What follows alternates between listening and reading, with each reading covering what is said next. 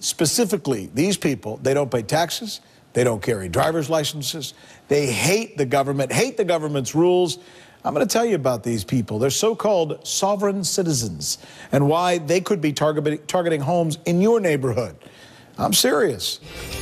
You pay your taxes, probably have a driver's license, and make your kids get birth certificates. But there are some people who are called sovereign citizens who are openly ignoring all of the rules that you and I follow every single day. Why? They hate the government. And they've added a brand new tactic to what they do: stealing houses. They just move in. Who are these people? Wait till you find out. There are now hundreds and hundreds of them. That's next on the list. They're accused of taking over foreclosed and bank-owned homes and posting fake deeds and other bogus paperwork in the windows to prove that they are the owners. See that right there? So somebody comes along, maybe an inspector, and says, oh, maybe I'm wrong. Maybe these people really do own this house. Except those papers you're looking at right there, they're bogus, they're fake, they're make-believe.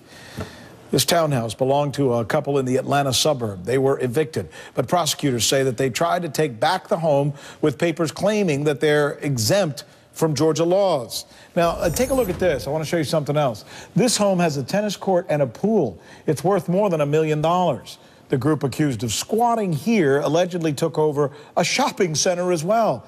They even charged rent. Prosecutors say these people are called, are you ready for this? Remember this word.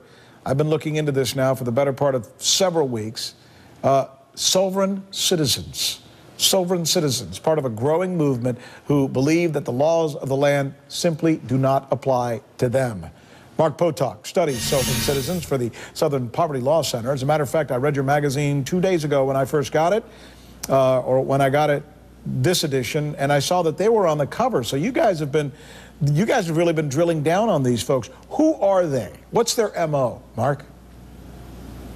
Well, their MO is pretty varied, actually. This business of seizing homes illegally is a new twist on many, many kinds of scams that have come out of the sovereign citizens movement. People may remember Terry Nichols, the co-bomber of the Oklahoma City Federal Building, was in fact a sovereign citizen. This is an ideology that goes back all the way about 30 years to a group called the Posse Comitatus, and actually was initially white supremacist in its nature. But, you know, basically what the sovereigns say is we are immune to federal and state laws. We are not liable to have driver's licenses. We don't have to register our cars and so on.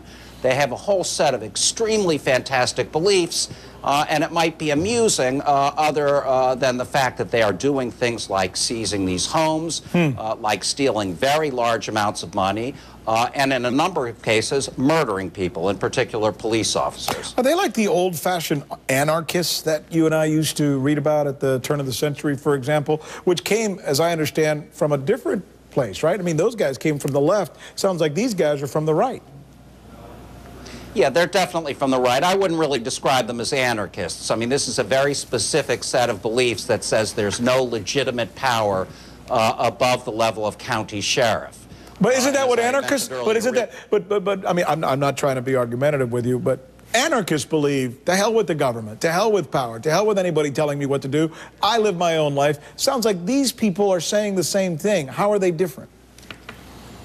Sure. I mean, there's some similarity. I mean, the way they're different is anarchists, you know, back in the day were very much against capitalism, any kind of money economy, and so on. It was all about very local, small communities.